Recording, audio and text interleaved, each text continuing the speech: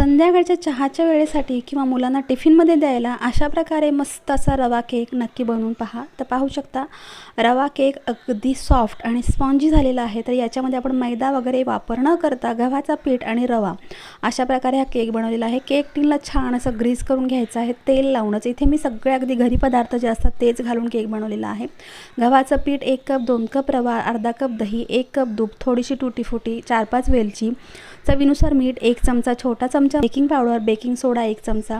सर्व हे रवा, साखर, गव्हाचं पीठ आणि बेकिंग सोडा, बेकिंग पावडर, वेलची सर्व मिक्सरला छान बारीक वाटून घेतलं, ते छान चाळून घेतलं। त्याच्यामध्ये अर्धा कप तेल, अर्धा कप दही, 1 कप दूध सगळं घालून छान फेटून घेतलं। त्याच्यामध्ये टूटी फ्रूटीला थोडंसं मी गव्हाचं पीठ लावून ठेवलं होतं, तेही मिक्स केलेलं होतं, तेही या पिठामध्ये मिक्स केलं। टीनमध्ये छान असं हे मिक्सचर सगळं ओतून घेतलं। त्याच्यावर परत आपल्याला टूटी फ्रूटी लावायची आहे जेणेकरून ती आतमध्ये नाही बसली पाहिजे।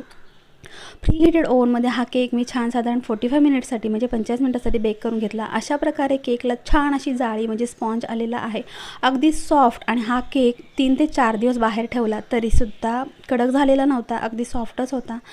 तर असा हा रवा केक मस्त सॉफ्ट आणि स्पॉन्जी बनून तयार होतो। आणि विशेष म्हणजे हा आपण टिफिनमध्येही देऊ शकतो। शिवाय 3 ते 4 दिवस हा केक अजिबात खराब होत नाही। तुम्हाला ही रेसिपी आवडली असेल तर नक्की कमेंट करून सांगा। धन्यवाद।